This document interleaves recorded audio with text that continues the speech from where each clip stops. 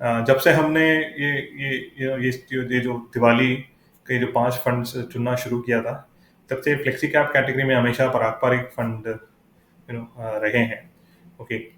इस साल जो है हम ऑफ कोर्स पारंपरिक फंड आज भी उतने ही कंसिस्टेंट हैं, लेकिन अगर हम बात करें आज के समय में तो HDFC फ्लेक्सी कैप फंड ये हमारा तीसरा फंड है।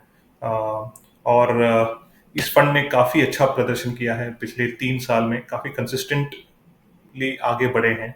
और इम्पॉर्टेंट चीज़ ये है कि ये केवल फ्लेक्सी कैप में नहीं, लेकिन अगर आप इक्विटी डाइवर्सिफाइड ओवरऑल स्पेस में भी देखेंगे तो इनका परफॉर्मेंस जो है वो काफ़ी अच्छा रहा है। और इम्पॉर्टेंट चीज़ है, एट प्रेजेंट जो है तकरीबन 88% जो है ये इक्विटी में है, और तकरीबन 8% ये कैश में है। यानी ये वेट कर रहे हैं प्रॉब्लली कि कुछ अपॉर्चुनिटीज मिले। और पोर्टफोलियो में भी अगर आप देखेंगे राजीव जी, तो थोड़ा सा लार्ज कैप ओरिएंटेड अप्रोच इस फ्लेक्सी कैप का रहा है। अराउंड 88% इनका लार्ज कैप में है, और 10% जो है ये मिड कैप में है।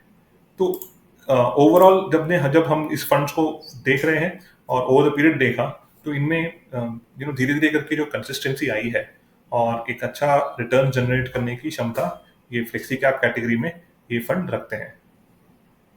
जी बिल्कुल। और इनके रिटर्न्स को भी देखें तो आप 3 साल देखें, 5 साल देखें, अपने बेंचमार्क के मुकाबले या कैटेगरी एवरेज के मुकाबले काफ़ी एक अच्छा अंतर रख करके ऊपर की ओर चलते हैं ये। जी बिल्कुल, बहुत बहुत अच्छा काम इस फंड में हुआ है। और वो कहीं ना कहीं, और ऐसा भी नहीं है कि अगर हम बात करें पिछले 1 साल की, तो पिछले 1 साल में ही पूरा रोलर कोस्टर राइड रहा है। तो अगर वो जो राइड को है एक अच्छी तरह से इन्होंने अच्छी तरह से उन्होंने उसको परफॉर्म किया है।